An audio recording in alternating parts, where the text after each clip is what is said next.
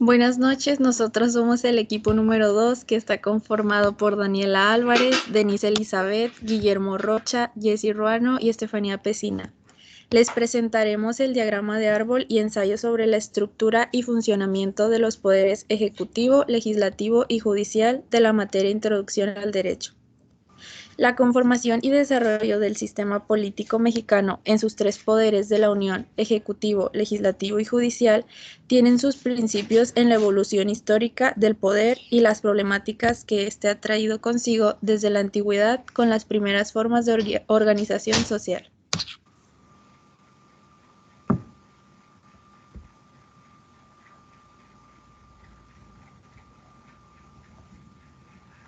Buenas noches. Para hablar sobre el diagrama de árbol sobre los poderes. Estos se dividen en tres, son el legislativo, judicial y el ejecutivo. Empezando el legislativo, sus funciones principales son elaborar las leyes, reformarlas, derogarlas o adicionar a la Constitución. Y cuando esté ausente el presidente, se asigna a otro ciudadano al cargo, ellos son los que lo deciden. Se conforman por la Cámara de Diputados, que son 500 diputados, los cuales son elegidos por votación de ciudadanos, 300 y 200 son por representación proporcional. Por otro lado está la Cámara de Senadores, que se conforma por 128 senadores. Se escogen 3 por cada estado y 3 por el Distrito Federal. 32 son electos por el principio de representación proporcional a través del sistema de lista nacional. Continuando, sigue el judicial. Sus funciones son vigilar y asegurar que las leyes de la Constitución política se cumplan, y también es resolver los conflictos entre los ciudadanos, y por último, el juzgar a los que incumplen las leyes. Están conformados por los tribunales, la Suprema Corte de Justicia de la Nación, que son 11 ministros, el Tribunal Electoral, los tribunales colegiados y unitarios de circuito, y por último los juzgados de distritos. Seguimos con el Poder Ejecutivo. Sus funciones son aplicar las leyes, gobernar al país de acuerdo a las leyes y gobernar en colaboración con las diferentes áreas o secretarías. Principalmente es el presidente de la República, que pues como sabemos se escoge por votación de los ciudadanos. Y por otro lado tenemos a las secretarías, que son como Educación Pública, Secretaría de Economía, de Salud, de Comunicaciones, de Transportes, etcétera. Estas son descritas por las autoridades correspondientes, ¿ok? Continuamos con mi compañero. Bien, de acuerdo al Poder Legislativo, podemos, como ya lo mencionó también mi compañero, se deposita en el Congreso de la Unión, que a su vez se divide en dos cámaras, una de diputados y otra de senadores.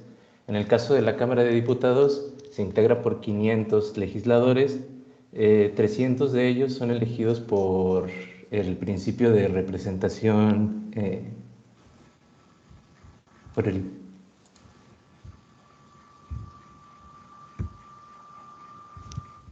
por el principio de votación mayoritaria relativa, perdón, que es básicamente el voto que emitimos en la urna por la persona cuando vamos a el día de las elecciones y votamos por uno de estos personajes, estamos eligiéndolos mediante este principio. Y hay otros 200 diputados que se eligen bajo el principio de representación proporcional, que son a los que se les conoce vulgarmente o popularmente como diputados plurinominales. Esta representación es la que causa un poquito más de conflicto porque no se vota por la persona, sino que es una forma de darle representación a aquellos partidos que no alcanzaron la representación o la votación mayoritaria, pero necesitan una representación dentro de la Cámara para que haya un equilibrio de fuerzas. También podemos mencionar al respecto de las funciones de las cámaras. Bueno, me faltó mencionar que los senadores también se eligen de estas dos maneras. 3 se eligen por el principio de votación mayoritaria y 3 de los 28 distritos que está conformado, y los otros 28 se eligen también por representación plurinominal. De acuerdo a las funciones que tienen, algunas de las más importantes, como ya se mencionaron, pues es la de promulgar leyes, la de crear iniciativas de ley, analizarlas, estudiarlas y aprobarlas. Básicamente esta es como la función más importante, sin embargo tiene otras facultades, como la de admitir nuevos estados a la Unión Federal, la de formar nuevos estados dentro de los límites existentes y la de imponer las contribuciones necesarias para cubrir el presupuesto. Y pues yo creo que esos serían los puntos más importantes de este poder. Continuamos con el judicial.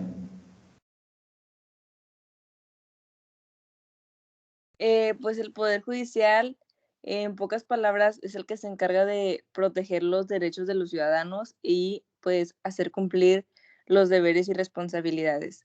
Las funciones del Poder Judicial es interpretar las leyes, resolver los problemas entre partículas cuando se traten de asuntos federales y proteger los derechos humanos establecidos en la Constitución Federal y los tratados internacionales.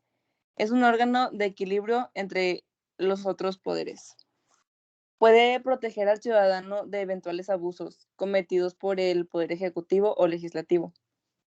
Un ejemplo, pues, es si el presidente de un país llega a cometer pues algún abuso de poder y viola los derechos de los ciudadanos, el Poder Judicial puede salvaguardar los intereses de las personas mediante diversos recursos. Y si quien actúa mal es un funcionario del Poder Judicial, el Poder Legislativo tiene la facultad de someterlo a un juicio político. El Poder Judicial se compone de juzgados y tribunales y debe atender las dispuestas tanto en poderes públicos como entre particulares. Pues su influencia es que beneficia a la población castigando a las personas que afectan la convivencia de la población.